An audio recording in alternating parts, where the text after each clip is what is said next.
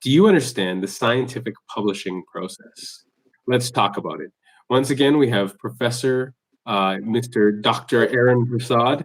And just thank you so much for joining us as always. It's nice to see you 3 nights in a row, but different platform than usual. Any Yeah, highs glad and to lows? be back. Mhm. Yeah, 100%. No, happy to have you back. Any highs and lows of your week? Well, I guess the high has to be the weather. It was really, really nice these past couple of days, so I'm really grateful for that. Mhm. The low is, I guess, the workload that I have to do, and I didn't really get to enjoy that weather, Mhm. mostly inside in front of a computer. But yeah. Absolutely. Are there any TV shows or movies that you're really digging into? I'm like killing Scrubs right now. Absolutely love Scrubs. The first season, Oh, yeah. yeah, I have not been looking at anything consistently. Lately, I've been into the Star Trek: The Next Generation. I've been rewatching some episodes randomly.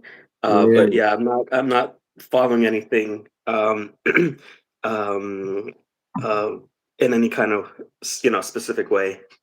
Is there any character from NTG that you really into?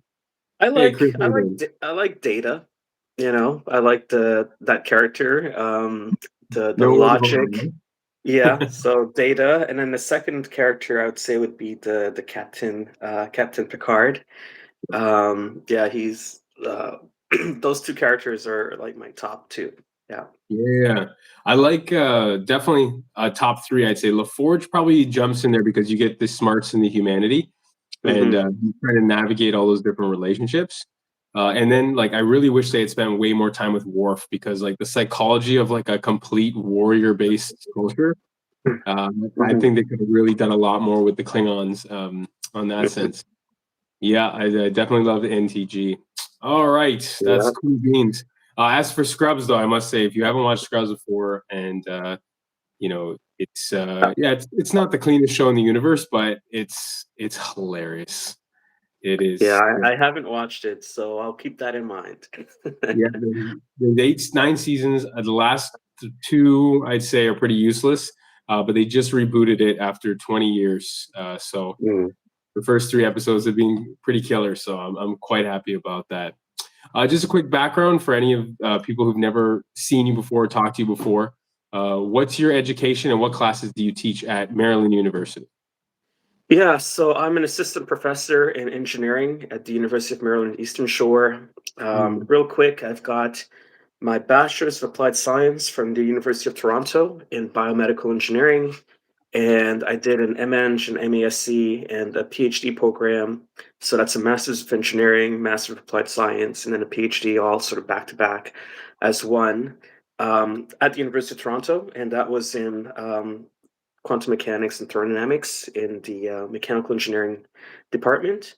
And then I did two postdocs at U of T before moving on to MIT to do a postdoc there as well in nuclear physics and nanotechnology. And then I'm currently now at UMES. So literally, you are doing rocket science. So good on you on some level, too, right? Yeah, we have payloads that launch to space, and we do a lot of rocket science work. Yeah.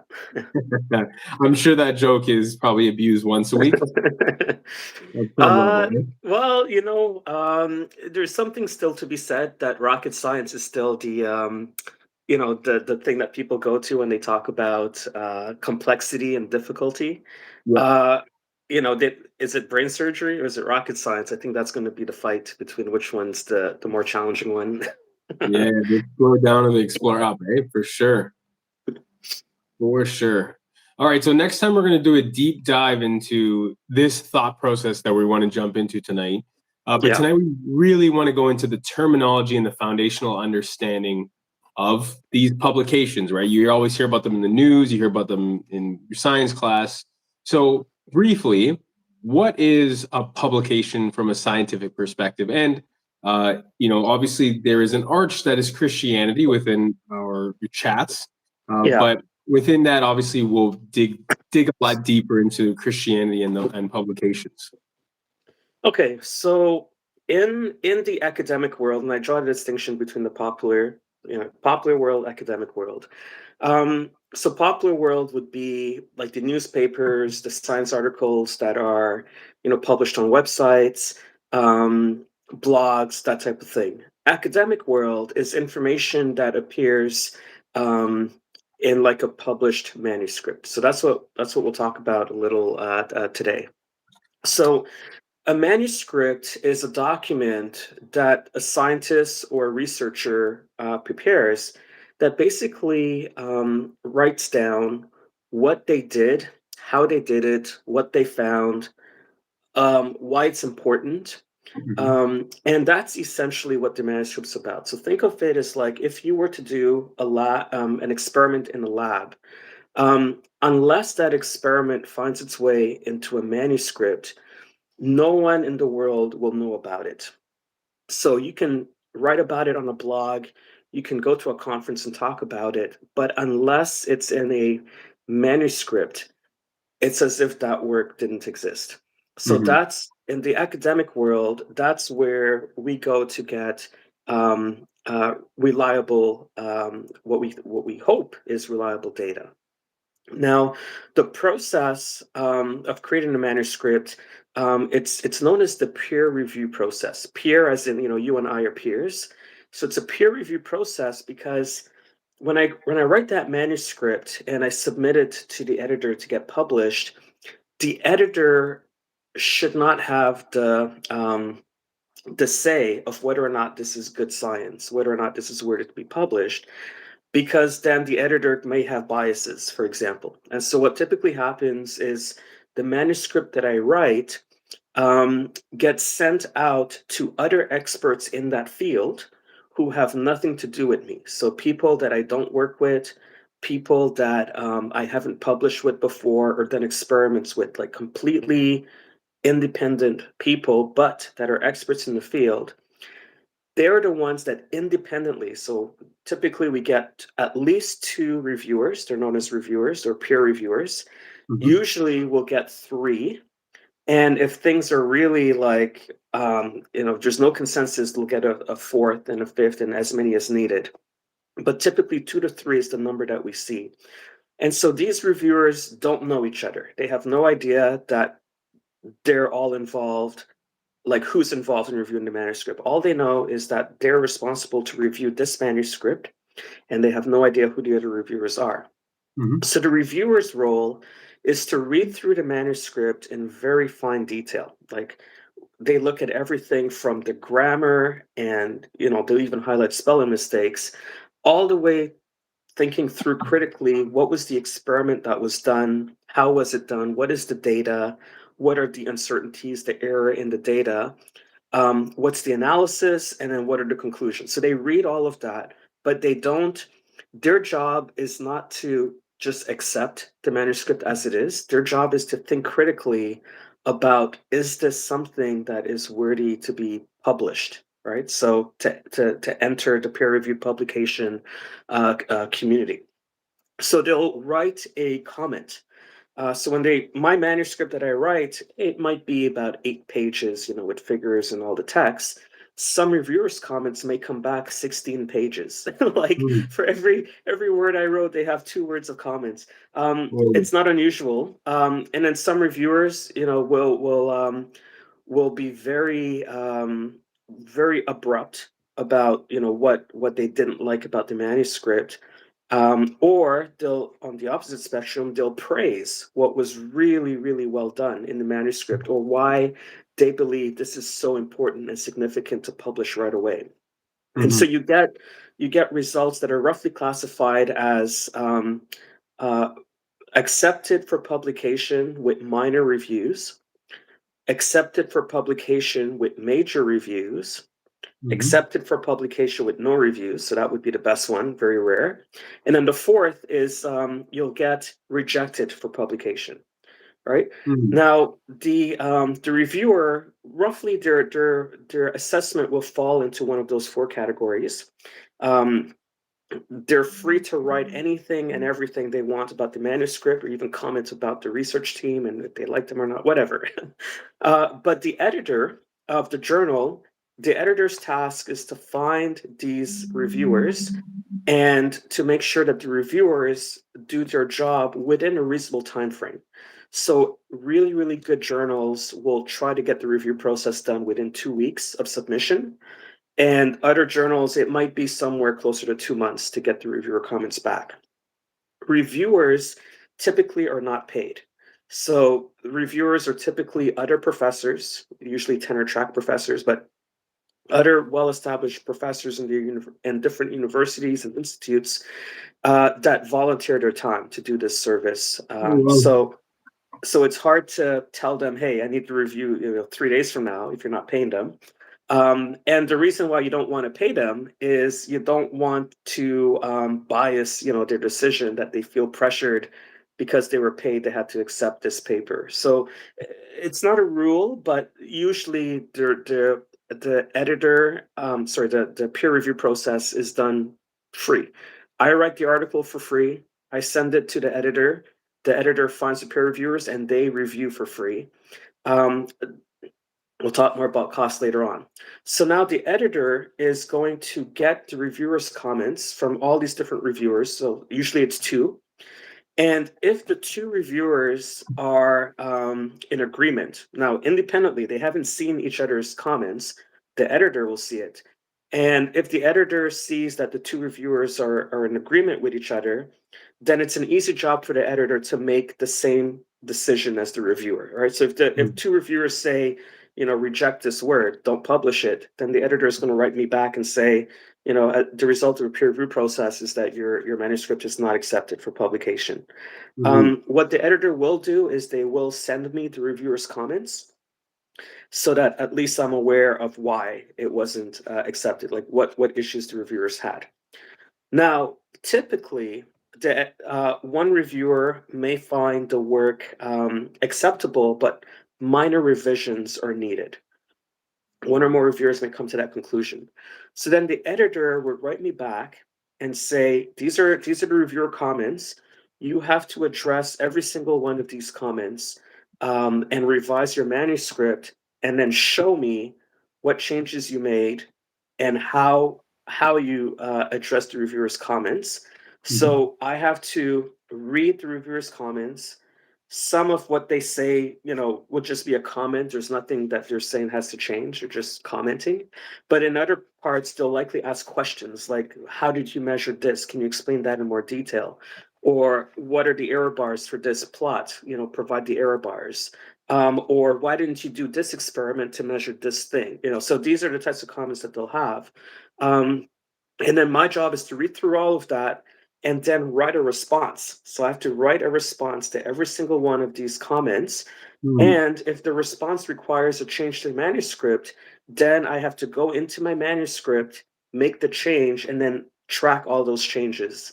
Because what's going to happen is I'm then going to send back to the editor the original reviewer's comments. I'm going to send back my response to those comments, and I'm going to send back the updated manuscript to the editor. The editor is then going to take that entire package and send it back to that reviewer to go through another round of reviews. And so now this is just one reviewer, right? So now the reviewer is going to read my comments, my response to their comments, and they're going to say, are they satisfied? Like, did I explain the error bars? Maybe they suggested I do an experiment. Was I able to explain why I chose not to do it? Or perhaps I have to explain that I can't do it because I just don't have that equipment. But in whatever I write as a response, is the reviewer satisfied that I have addressed what they have flagged as the issues in their minds of the manuscript? And if they say yes, then they'll write back another set of reviewers' comments. Usually, it'll be more succinct at that stage, and I may still have minor revisions, or I may have still major revisions. But usually at that stage, the reviewer will say, okay, they've addressed my comments, they've made the changes I've asked for in the manuscript.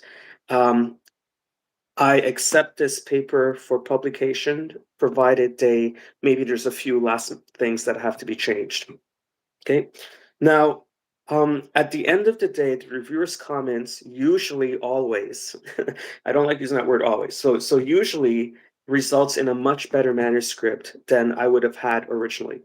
So Mhm. just going through that process of the reviewer going through it with a fine-tooth comb, raising issues, flagging problems, genuinely maybe just not understanding the experiment I did, and then forcing me to explain it better, usually results in a better manuscript. Now, for the reviewer that a reviewer that comes back and says, major revisions are needed, um, then that's going to be probably one more round and maybe a third round of reviews to make sure that I've addressed all of those major revisions. What's an Mhm. example of a minor revision? A minor revision might be in the introduction to my manuscript. I may not have cited another researcher whose work is relevant and directly speaks to what I'm trying to do in the paper, but I didn't mention their work, or I didn't cite some of their data and compare my work to their data that they published. That would be an example of a minor revision, right? It's something the paper is missing in the introduction, in the discussion section, that doesn't take a big effort for me to rectify that. Mhm. A major revision would be if a reviewer really is not happy with the experiment I did. I did a certain experiment. Let's say I ran experiments over a certain temperature range. Let's just make that up, Mhm. 0 to 50 degrees Celsius. And the reviewer says, hey, that temperature range is not the range you need. You need to run it from 200 Celsius to 300, let's just say.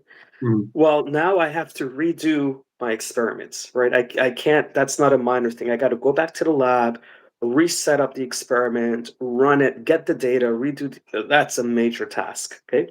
So that's an example of a major revision. Minor revision, I can probably get done. Usually we try to get it done in a matter of a week or two. And because our goal as the writer is to get our manuscript published as soon as possible.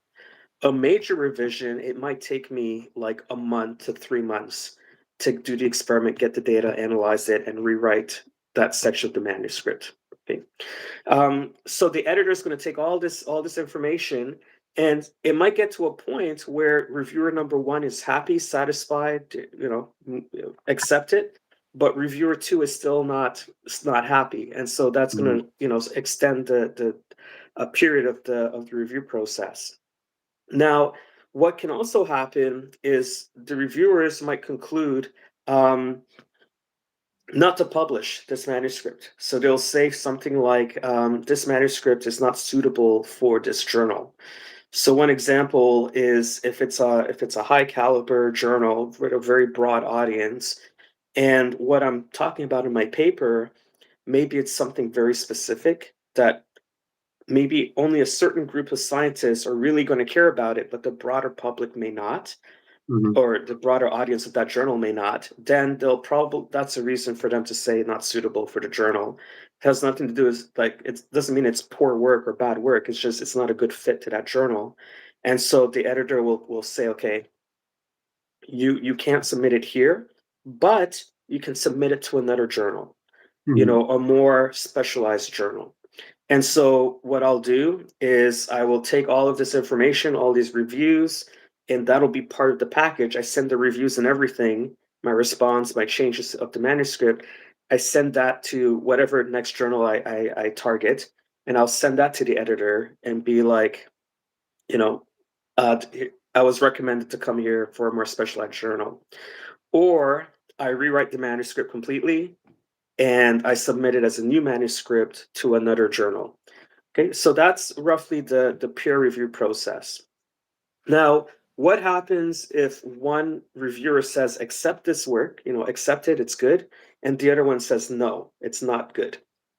Then the editor has to find a third reviewer to break the tie. And so the editor is going to, so that might take a little while. The editor is going to find a third reviewer, and then the editor is likely going to go with the majority of the reviews. Mhm. Now, so 2 out of 3, if two say yes, one says no, or two says no, one says yes, that's likely what the editor is going to do. So that is what happens behind the scenes in terms of journal publications, and that is how science is done. So on the one hand, it's a rigorous process because it's independent, it's hands off, experts are reviewing it. I've got to convince them that this work needs to be published. But on the other hand, it's only 2 to 3 scientists in the entire world that are making a decision of whether or not this manuscript is correct and should be published. So Mm, if 2 out of 2, if the 2 reviewers agree together that this manuscript is good and correct, but it turns out that the manuscript itself, just is wrong, then mm, it'll get published, right? It'll get published because the reviewers said it's good to go. And the editor, looks at all of that and says, okay, the reviewers who are the experts say it's good to go, so it's good to go. And similarly, if 2 reviewers see a piece of work and they say this is not good and it's not publishable, then the editor is going to say no, but that piece of work might actually be excellent, like really, mm. really good work. And maybe the reviewers just don't like it. It happens, right? And Yeah. so the review process, we like to think of it as being very systematic, but it's also extremely subjective. And it does come, and there's an element of luck. The luck comes in where you have to pick the right journal and you get assigned an editor that Mm, um, does their due diligence to find good reviewers who will do their due diligence. Sometimes, editors have to go through, dozens or more submissions per week, and they have to find all these reviewers and so on. They don't necessarily have the time right.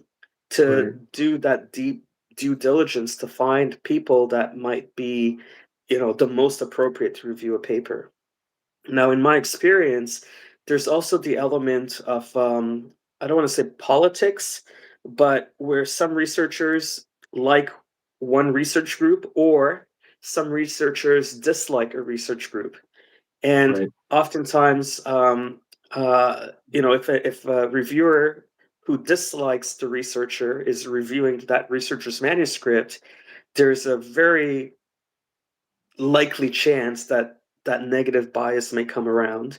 And Mm, similarly, if there's a reviewer who knows this researcher, they meet at conferences, they have dinner together, let's say, and they're reviewing the manuscript, then there's a chance there for the bias to be positive. mm, Um, so it's not a perfect world, and this bears um, being in mind that when we talk about science and results, and let's say the news article says, "Oh, this Nature paper, published this thing about whatever it might be. Maybe they found like a hydrocarbon on the moon. I'll just make that up. I'm not quoting any paper in particular.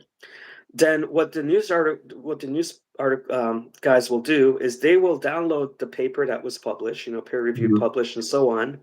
They'll read it and then they'll make their article. They'll to jazz it up. It's a news article, or even the publisher may have their own news article to go along with it, and they'll highlight this new paper that was just published. And in the article, they'll highlight like the significance and what it means and so mm, on. And then the mm, news outlets will tack on to that article, like the news article, not necessarily the manuscript. The reason for that is the manuscript is typically written for the experts in the field. So, if you were to read a manuscript that talked about finding hydrocarbons on the moon, like you would have to be an expert in analytical chemistry. You would have to be an expert in planetary geology to really, understand what was done, what the data is, and what are the limits of the claims. News articles don't really do that, right? They just hear, oh, hydrocarbons on the moon. And again, I'm making it up, right? yeah. So, now we can grow plants on the moon, whatever it might be. It could be true. I'm just making this as an example. Yeah, But the of course. point is that they don't necessarily they may not necessarily have the expertise to extract from the manuscript that was published the constraints of the claims that are being made on the manuscript. So the manuscript will lead to articles that show up in the popular culture, again, the news, the blogs, things along those lines. Mhm. But oftentimes, what you read in the popular culture is very different than what the claims of the manuscript is or Mm. are. And Mhm. so that's the distinction between a science publication. So now now you know the audience knows how a manuscript gets selected for publication, what that process is like, and the takeaway of all that I'm saying is usually two, maybe three people in the world get to make Wow. the decision of is this good science or bad science, and they can get it wrong sometimes. So I'll leave it there and pass it back to you. That's crazy. That is, I mean, just like I've never, obviously, never heard that before. I'm quite, I'm astonished at the trust in the systems, and of course, I think if it's something that is really catches the eye of everybody, then that's when everyone kind of maybe goes out and tries to test that theory, Yes. and everything else is like kind of compounding, dogpiling on science. And I guess there's also this that certain if I'm an editor on this and I am doing a terrible job, if this thing gets blowed up, I'm going to get blowed up too, like good or bad. So I guess there is some kind of uh, rationale behind the honor system in that sense. So that's a very very interesting take. I never heard it broken down. I never thought there was so few people who were reviewing. We have a question from Chitty Chitty. Sometime, oh no, sorry, from Kurt to start. COVID's over the hairline can stop social distancing now. I'd say yes, definitely social distancing side of things. Um, Yes, I understand, Kurt, that life is tough. Got to poke where you can, right? Chitty Yeah. Chitty, some scientists are left in charge for that exact reason. I think that could be the case. That people either due to misdoings can stay in a place for a long time, but I think there is a certain amount of credibility that is obviously needed and are garnered by long-term health. Because if you really screw something up, do you think that would affect the one of the editors or the one of the researchers in that case, or not even the researcher, the proofreaders, I guess, of the article?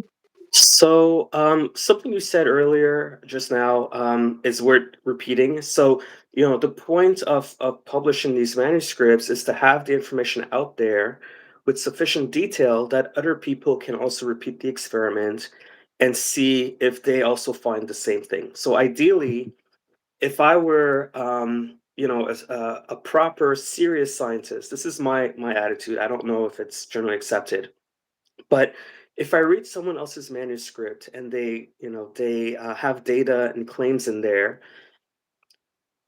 before I can use that data and make those same claims myself, I owe it to myself to verify what was in that manuscript. Just because it's published, I shouldn't just, start taking data from the graph and using it in my experiments.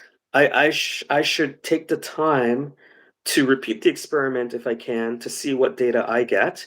Now, Hmm. realistically, not everyone can do that. So if you think about some of this scientific equipment, millions of dollars, and not everyone who reads the article is going to have that $1 million equipment sitting around to repeat the experiment.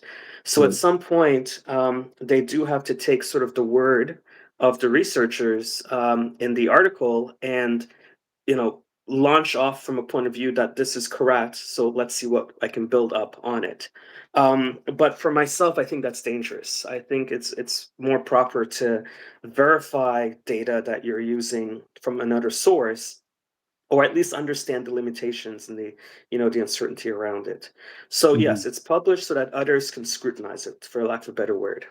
I don't know if there's anything nefarious with these publications. I think, being in this field for a very long time, like talking 20 plus years, um, everyone tries to do a good job, from the editor to the manuscript writers to the reviewers. Everybody tries to be impartial, do a good job in what they do.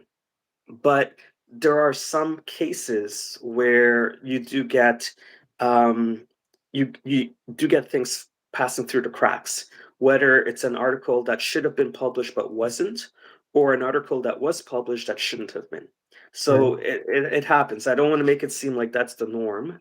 It's definitely not, but it does happen, and because it does happen, it's on the scientists to be very careful when they cite sources of literature, to verify and read those sources themselves. Yeah. So is that would that move us right into the idea of an erratum, or is that Yes. I do it Yes. properly? So we can talk about erratum or errata.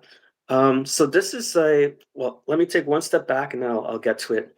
So before I send my manuscript to a journal to get, reviewed, along with the manuscript, I have to write what's known as a letter to the editor. In the letter to the editor, this is a document that the reviewers do not see. Only the Mhm. editor will see it. And in the letter to the editor, basically I'll say, this is who I am. This is the work that we did. Here's the manuscript. This is why the manuscript's important and why we selected your journal for publishing it. So we're making a case for there's a strong link and relevance. At the same time, in the letter to the editor, we'll also identify, to make the editor's job a little easier, we Mhm. will identify some potential reviewers that the editor can select from. We'll make sure that we're not, picking our friends as the reviewer, but we're in a better position than the editor to know who are the experts in the field, and we can say, okay, this is an independent expert, right? So we know this person is well trained and able to comment on the merits of this paper, and they Mhm. have nothing to do with us. And here's a name of like 5 reviewers, if you want. Mhm. The editor sometimes appreciates that list, and sometimes they just ignore it and they find their own reviewers. Mhm. Um, the next thing that we do in the letter to the editor is we will talk about specific reviewers who we think are going to be hostile, and not hostile in that they're rightly criticizing the work, but hostile in that they're likely not to give an impartial review. They will likely find any reason to fight against this work being published, and will provide the rationale for why we would not want these people to review the paper. Mhm. So that's in the letter to the editor. And then every time we go through one cycle of review, let's say I'm responding back to the reviewer comments, I will also write another letter to the editor saying, okay, here's the gist of, the reviewer's comments. And there we can raise any flags. So if we think a reviewer is being hostile, we can raise that point in the letter to the editor. Or if we think that a reviewer um, made a very, very good point, and we had to change the manuscript, we'll raise that point in the letter to the editor so that the editor knows that reviewer is actually, really, really good on top of their game to have found these mistakes, let's say. So an erratum is when a researcher, through whatever means, realizes that a manuscript that has already been published has an error in it. Mhm. And so, what will happen is the researchers will write the erratum, usually in the form of a letter to the editor, and it's going to come from two places. Either the authors of that publication have found the error themselves, and so they write a letter to the editor saying, oh, we found a mistake in our manuscript. This is the mistake. This is how we found the mistake. And this is the correction to that mistake. I don't have to rewrite the whole paper, but one example of an errata might be I have an equation, to calculate, I'll just make this up, the surface tension of water.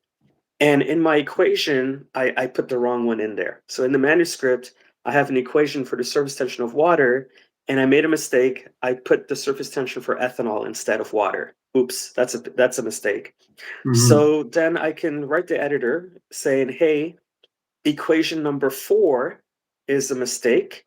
It needs to be replaced with this equation. And so that's the erratum. We'll just write it, and the editor, if the editor thinks it's a strong enough reason to publish the erratum, then in a future publication of the journal, they'll have the erratum published what the mistake was. Another example of an erratum, um, now I use quotation marks here, is what's Mhm. known as a comment to the editor. So this is where someone else has read my paper, and usually they raise an objection to it.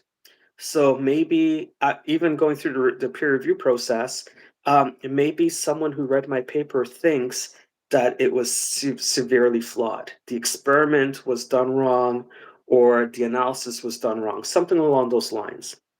And so that researcher will write a letter to the editor commenting on my manuscript, and in the letter to the editor, they will list all the, usually in like in prose form, like paragraphs and so on. They'll identify what were the faults in the paper Mhm. that they're raising, and they're going to identify, if they can, what the correction ought to be. Mhm. But usually they'll identify the fault and request that the paper be retracted because it's an error, it's false. Now, Right. that doesn't happen often, but the researcher who writes that comment to the editor usually has to be extremely sure of themselves, to go that far. And then if the editor, that'll go through its own peer review process. But if the editor agrees, then that comment will be published in a later journal issue, and it'll literally say comment on, and then the title of my paper, the reference, and then it'll have the conversation of what this researcher claims to be wrong or false with the work. Mm. Now, if that happens, usually the editor will give me a chance to respond back, but I can also write a comment on a comment. And Mm. I can read that comment and be like, well, I know you think you're right, but this is why we're still right, and what your comment is wrong because you forgot to account for this. So Right. you'll see comments in manuscripts, like in journals, you'll see comments or response to comments, things along those lines, and that's all dealing with the community, going through that peer review process.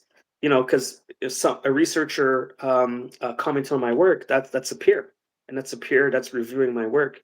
So it's still the peer review process, and at the end of the day, we'll either find that the original work stands, or we'll find that the original work is wrong, false, and if it's not correctable, like if it wasn't like a simple equation and the rest of the paper is good, but if Sure. the entire paper is fundamentally flawed, then that paper will have to be retracted. So an example of that is if someone can prove that, let's say, a manuscript had made up data. Someone wrote a manuscript, they have all these beautiful plots, and then later on through statistical analysis, another researcher finds that this data is made up. That is strong grounds Mm. for a journal to retract a paper. Mm. So you have what are known as paper retractions. So you've got erratums or errata, you have comments and response to comments, and then you have the very worst would be a retraction.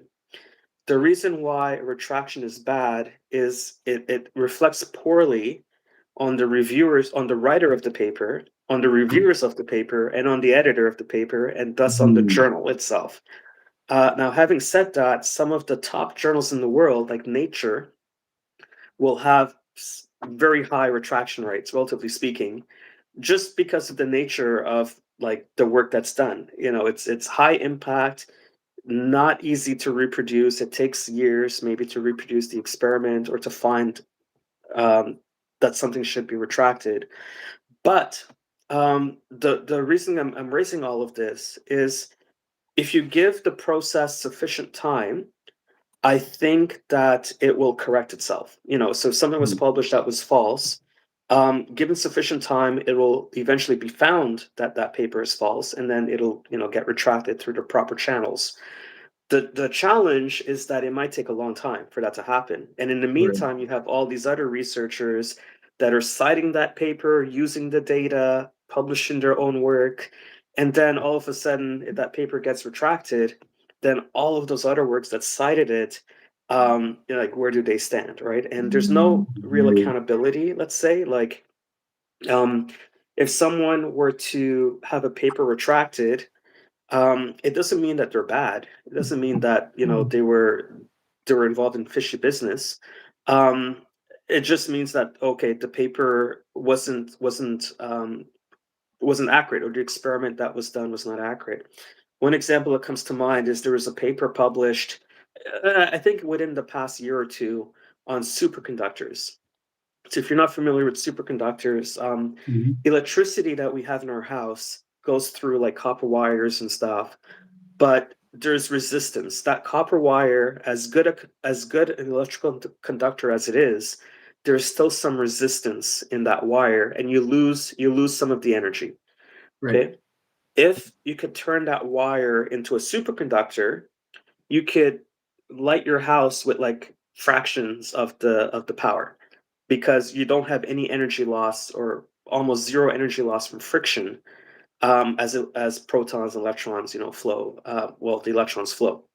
So one article came out a few years ago of a research group who had published that they found a superconductor that works at room temperature. Typically, superconductors have to be at temperatures that are very close to absolute zero, where vibrations are really minimal and so on. Like minus So, 300 or something like that? say that again. Like minus 300 or? Yeah, close to like minus 270 Celsius, like Mhm. really, really cold, right? And Right. so that itself takes energy to get cold, and so the net result is you probably don't have any net gain. But Mhm. this research group found a superconductor that works at room temperature. Like, wow, that's a game changer, right? Like, wow. Well, being such a big claim, obviously it drew attention from the whole science community. They Yeah. repeated the experiments, they made the compound, and they just could not repeat any of the results. And for a long Um, time, the authors of the paper sort of defended the work, but then eventually they had to concede that no one else can repeat this experiment. Something's fishy yeah. about what was published, and so the paper was retracted. So that's an example. Another example for paper retraction is I'm not going to name names, but some prominent researchers, like I'm going to say a professor, some prominent professor Mhm. will have a research lab. That research lab will have grad students, PhDs, masters, and postdocs. Yeah. And there might be like 10 different projects going on in the lab, and that professor is supervising all of them. And obviously, these projects, after the experiments are done, the paper's written up, they'll publish it. So what ended up happening was this very prominent professor, well known in the field, very, very high reputation, um, submitted, his name was on this paper that one of his grad students had written, and it went through the peer review process, and it was amazing, good results, and it was published. Well, it came to light that the grad student had fabricated the data that was in the manuscript, Oh no. and it was found, through statistical analysis, through other researchers, that this data was fabricated. And so the question then became, how did this prominent researcher allow for fabricated data to be published from his lab, his or her lab, let me not say anything, his or her lab. Yeah. And what does that mean about this prominent researcher's care for the science that's being produced in the lab? And so Mhm. there's a big fallout from it. The students obviously not only putting their reputation on the line, because now the whole science world knows who that person is that had fabricated Mm. data, but now this researcher reputation, has gotten hit, and so now they look at all the other papers that came out of this person's lab, and they're finding more fabricated data in other Oh no. publications from other grad students, whatever it might be. And so now it's like, what happens with this researcher, right? So the grad student would likely suffer from expulsion, likely from the university. So not just with the manuscript, but not having academic integrity would be grounds enough to kick that person out, and expelled him from the school, to be honest.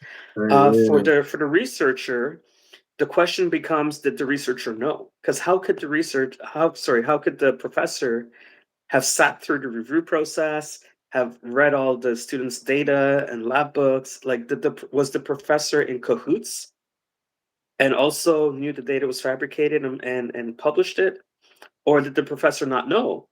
Because the professor has to supervise, all these other students. Realistically, do they have time to deep Yeah. dive into every experiment, every data point? And so that's the dilemma that was faced. So those are some examples of retractions that have happened, and they happen a lot. So anyone can Google. Nature is one of the top journals in the world. So I've got my Mhm. computer up here. So I'm just going to Google Nature journal and then retractions. I can spell everything right. So Nature has a section called retractions in Mhm. their website, and they list all the journals that have had to be retracted for whatever reason. Again, maybe the experiment was flawed, all the way through to data being fabricated, whatever else. And you'll see just how many there are. Now, many is a relative term because they publish thousands, and here, the retraction is maybe like 6 pages of retractions, maybe in the hundreds, but definitely not the thousands. So you can do this for the science community, and just to get a sense of, like, I'm seeing here retractions related to CO2, retractions related to cancer research, retractions related Mhm. to like bone marrow.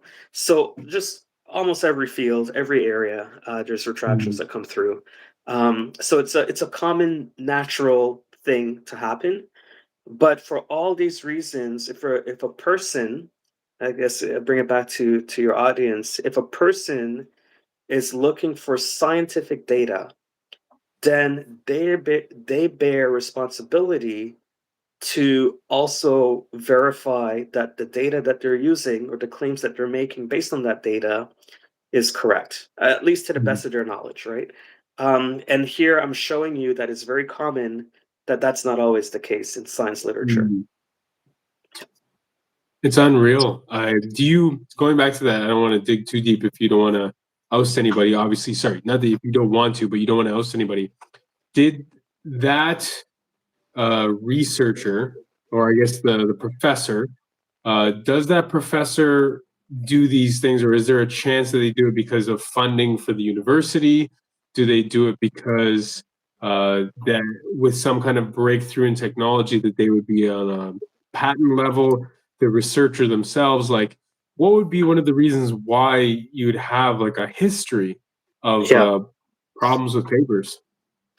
Yeah, so I'm going to speculate because I cannot, I don't have any personal Yeah. experience. Actually, there's one that I can bring up.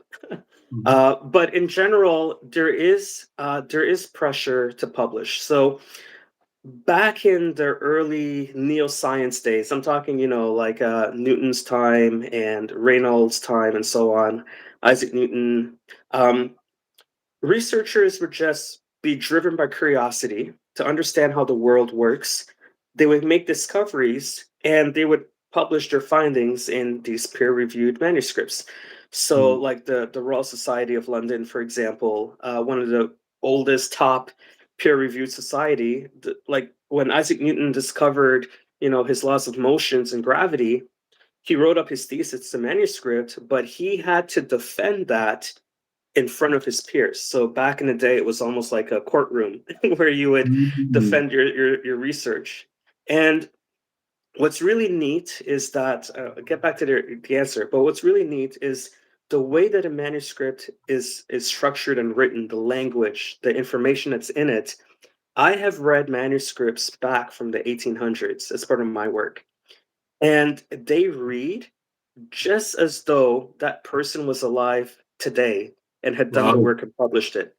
It's just the way that academic information is written out and communicated.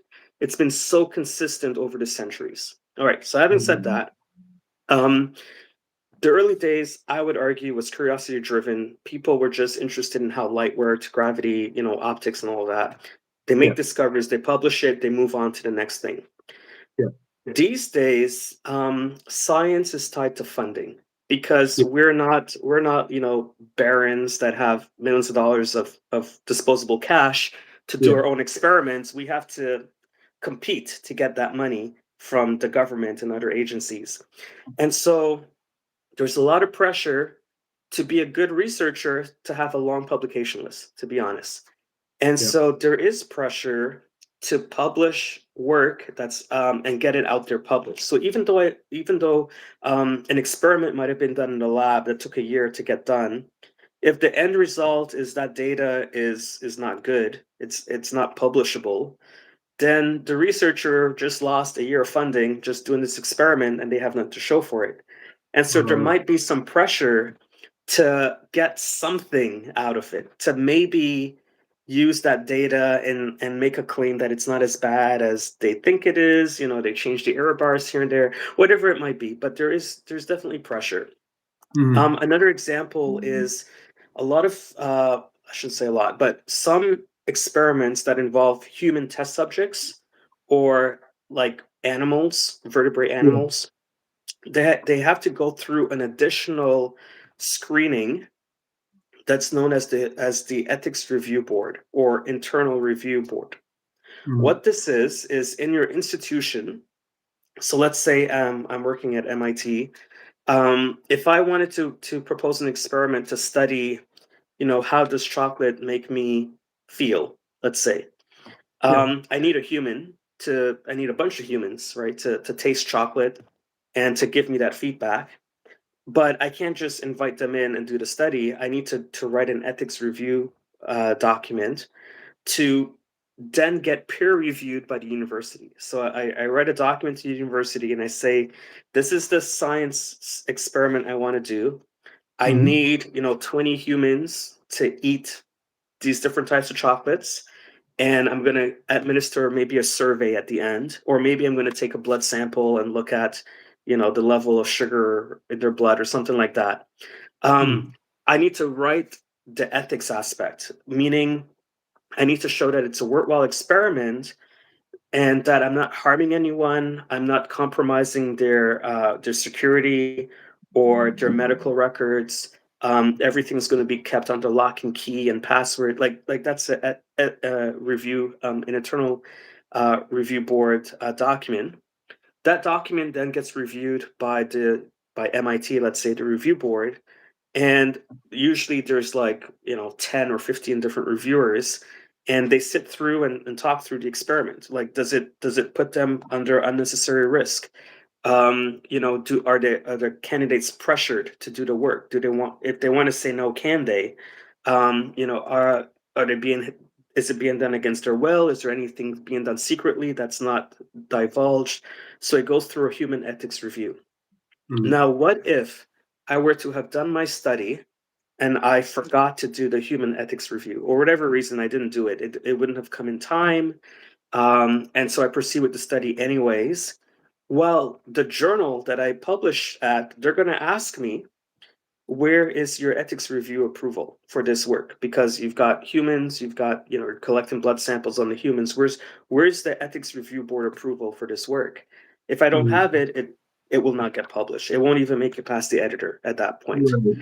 And so there might be pressure to falsify the ethics review board, right? To say, yeah, I got the ethics approval board. Here's the approval number.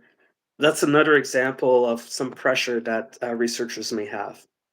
Um, so there's definitely a pressure to publish, and that can result in compromises being made. I don't think any researcher is necessarily going out of their way to falsify data, but I think the human mind can rationalize decisions easily when they're under pressure. Yeah. And I For think sure. I think we see some of that as well. Yeah. So the answer is yes. There is that pressure to publish that has contributed to this. I think to this type of attitude. Okay. My So feeling, of course, I have no data to support it. That's just my impression. hopefully you don't get thrown out, right? Yeah. So then, what is obviously we have the scientific realm of we want to peer review these papers so that we can build more and more scientific documents and build science as a whole moving forward. There's obviously the scandal part of it. There's people who are looking into the finances, getting research grants, and continuing on with their name. Have you ever come across, just situations that were like completely broken, that there was anything that was like mischievous, or that there was almost something done that was, it seemed like not a conspiracy theory, but it seemed like it was something behind, maybe it was a lot of money was being pushed in a certain direction to be able to get something pushed and done? Or is that kind of just in a lot of ways people just trying to make problems?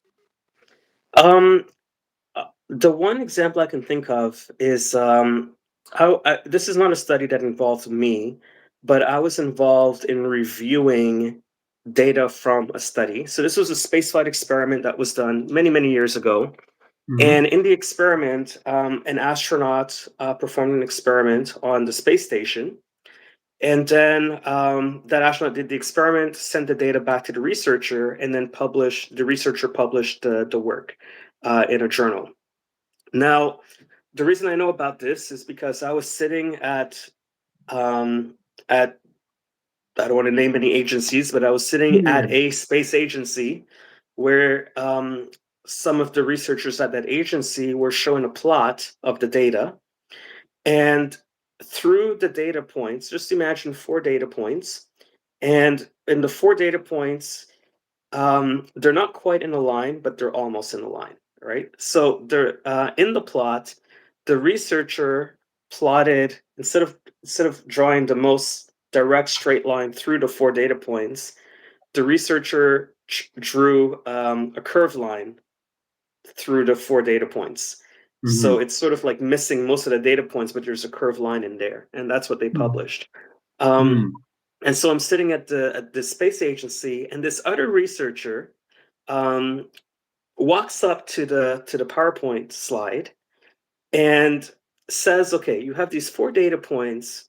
It shows this curve, and Yeah. for the audience, that curve was a quadratic curve. So it's a second order curve. The shape of the curve is second order. And a second order curve has a certain physics behavior. You know, if it's second order, you can talk about the diffusive properties of this material. So the shape of the curve matters very much. And so this researcher walked up and it's like, I could easily, he took a meter stick. He's like, I could easily draw a straight line Yeah. uh, and fit this data better. But the difference between the straight line and the curved line were minuscule. We're talking like less than 10% difference. And so the question is, why did the researcher choose the curved line and not talk about the straight line that probably fit the data better? Yeah. And the reason was the researcher in the paper was making the claim that in spaceflight, the behavior of the experiment would follow the curved line, whereas on Mm. Earth, it would follow a straight line. Right. And if the space results showed a straight line, then the whole experiment there's no value anymore because whatever they did in space, they could easily do on the ground. Is the conclusion. And so this was very interesting. It's like, wow, why did there? What's going on? So I deep dive a little bit more into this story later on, and it turns out that claims were made that this researcher had falsified some data to get that curved line. Oh Now, the no. researcher, now this is all through, comments, letters to the editor, even letters written to the government, all that crazy stuff. All right. It turns out that the researcher was defending their work. It's like, no, a curved line looks good to me, so it's good. So then the researcher found the astronauts' notebook from the space station, like the actual notes that they were making as they were doing the experiment, and it shows a straight line through the data. Um, anyway, so that's as far as I got in the story. I don't know whatever happened with the researcher or with the other researcher that raised the issue. I don't know. That's as close as I got to his contention. Um, and it was my takeaway was it looked very evident that the original researcher that published the work had a story that they knew they wanted to tell, and so they made the data kind of tell that story. Mhm. Um, to me, a good researcher would maybe show both lines, make the argument for what one means versus the other, and then make a claim that, whatever the data shows, maybe there is no difference, and so be it. But whatever reason that story was pushed against what appeared to be what the data was showing. Um, Mm. Another example I had, now this is less about publications, but I'm aware of some. These are more on the student side, not the Okay. researchers. Yep. But sometimes it's easier for the student to just fudge data. To be honest with you, um, Mm. they might feel that pressure for whatever reason to fudge the data, or to fudge an approval from the professor approving the data, something like that. So those two examples are as much as I've been exposed to in my academic world, in terms Mhm. of not having integrity, let's say, in the scientific process. But again, I've been doing this for 20 plus years, and I only have those two examples, which are kind of minor, to be honest with you. Yeah. Yeah, so that's been my experience. Yeah.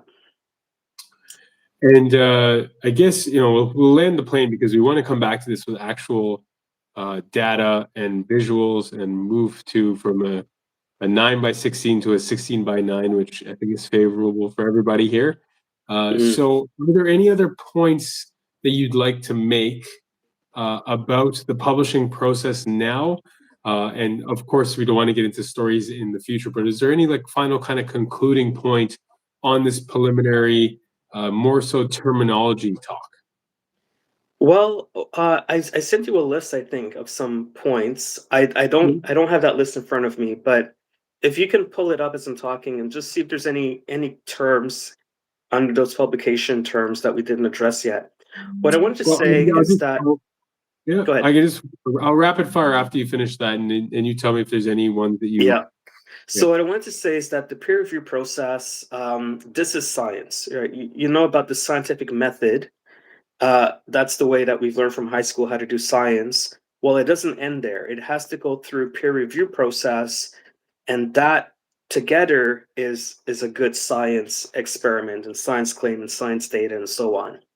What I wanted to say is I mentioned that a lot of it is, the researcher does the work, researcher writes the paper, the reviewers review the paper. So a majority of the work is being done for free. mhm. But the journals that publish these works, uh, oftentimes you have to pay the journal to access that work. And so if I wanted to access Um, one of my journals that I wrote, like, I can't do it just like that. I have to pay the journal to access my own work. um, so I'm raising this point because if someone is in the audience, and they, whatever topic, if they want to find journals and read them and see what the science says, they have to pay for that. And why? Like, the all that the journal is doing is really just making a pretty format for the manuscript, with the font and the figure layouts and so on, just making it pretty. But the content itself is coming from the author of the paper and from the reviewers themselves, and none of them are being paid. So I think that's the biggest thing that the audience needs to be made aware of, is that their tax dollars are paying for this science work to be done for the most part, but yet it's not freely available to the community. And so interesting. and so now you start to find what are known as open access journals. So open access journals are journals that have gone through the regular peer review process, but the author pays a fee to have that paper available for everybody. So that fee is typically about $3,000 to $4,000, and I don't know if those numbers have gone up or down, but Yeah. typically, let's just say $3,000. So if my paper gets accepted after a peer review, I pay $3,000, and that manuscript will be published as open access, meaning anyone can find my manuscript, download, and read it. But that is not the case for a majority of the journals that are out there. Hmm. How much would it cost then for someone to access the journal if they wanted to, on average? Like So 50, 100, 2,000? on average, one manuscript typically like $50 to $100, just one paper. And that And adds up that if you want to do something. Yeah, and so a typical paper might cite 18 other references. And if you want to read those 18 other references, you can see how this balloons out of control. Um, so this is the challenge. And so how would the general public then get information on the peer-reviewed articles, like manuscripts? They have to go to the popular culture. They have to go to the news articles, the blogs. Um, Right. that's how they can get it for free for the most part. But then is what the news article is saying actually what the paper the manuscript itself said? So there's a challenge there, that I don't know the answer to. But having said that, I think any topic people want to look into, there's likely going to be an open access journal that has some manuscripts available for them to read for free. That's incredibly it's understandable to keep something like that going, the staff and everyone to keep the system going, but it's incredible that how many filters there are between the actual information that we receive and the science that's being done, and you wonder how many other places in life that happens. Mm, That's pretty nutty. All right, so the words that we had that we wanted to go through in terminology, and I think you've covered so many of them. That's why, as I was going through, but it's good to mhm. kind of summarize them, anyways. So, there's erratum, and then there is letters to the editor. There are the responses, the retractions, and then the speculation. So we have a tiny step forward in the usual, and then disproven later, or perhaps challenged, or with different results. Yeah. Okay, I think we covered all of those. Yeah. I think, yeah. So I look forward to actually going through and getting those examples. That would be quite interesting to see these, published pieces, as long as it obviously doesn't put you, at any risk or problems, obviously, because it's not only your livelihood, but you're forming and shaping a lot of wonderful minds. So I thank God for that. But is there, yeah. So was there anything you wanted to kind of leave off then? Now that we've concluded at least a lot of the terminology, until we do some test demos next time. Yeah, I've been in the world of scientific publishing for a very long time, and unless something has gone through the peer review process, you sort of have to take that data with a grain of salt, because it means no one has really reviewed it yet. So Hmm. typically, what will happen is a researcher will do the experiment, write up like a brief a summary, and present their work at a conference. And at the conference, it's sort of like an informal peer review. Different scientists will come up and talk about the work, ask questions. The researcher might even have it in the form of a poster, where they have a poster and they talk about the work in the background, and again, questions. And then the researcher will get a sense of what the temperature is of the community for this work.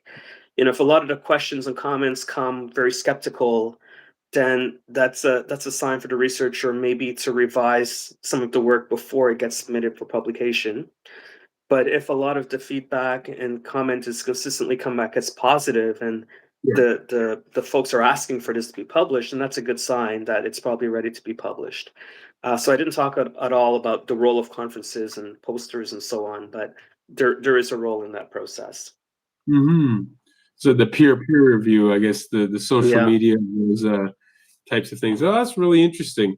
I really find this whole aspect of the amount of data and information that is becoming, it's accessible, but it's starting to mount with all the different, just the mass amount of human beings.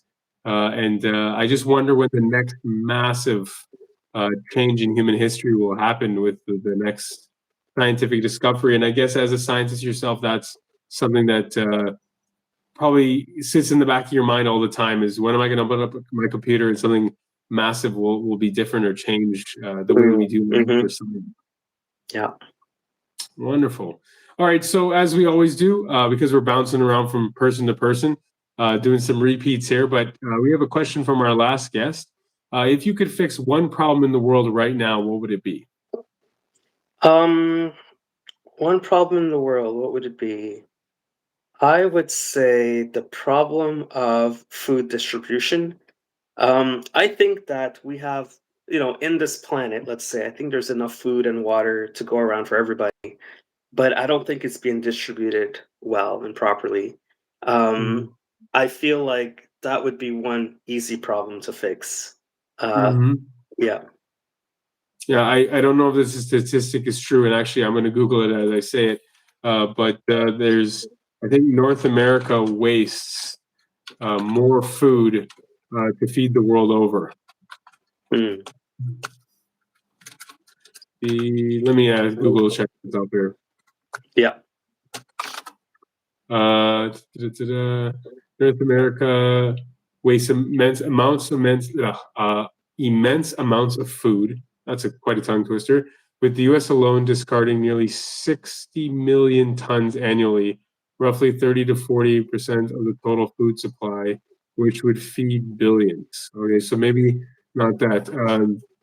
But at least we would be able to, probably put a massive dent in just the waste into the entire Hmm. world. We're saying about maybe about a third to a half of the world. So that is pretty not only astonishing, but something that we definitely need to fix.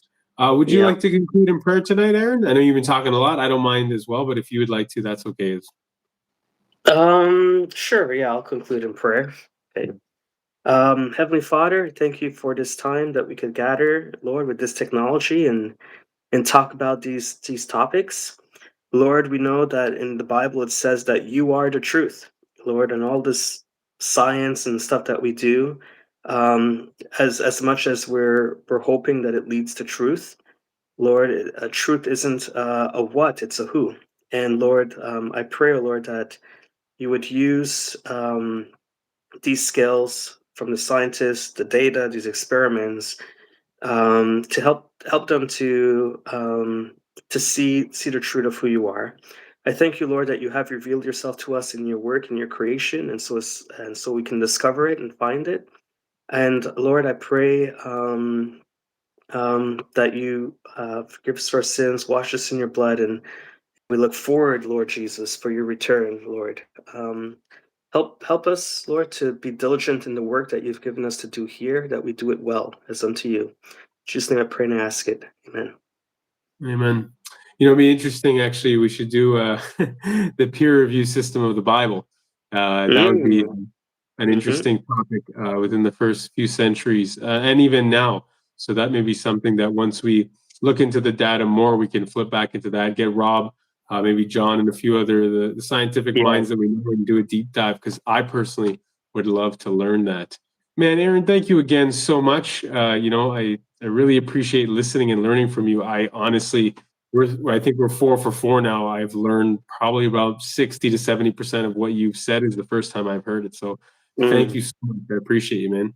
Great. Thank you. Thanks for having me on. Yeah. Till the next one. Wonderful. Yes, sir. If you like watching this podcast, so you're probably watching the replay at this time, please take a look at the video playlist up here. There'll be a bunch of other podcasts. I'm Stephen Tocher. I'm with Aaron. We just want to say thank you so much for watching. Have yourself a wonderful day, evening, morning, or night. God bless you.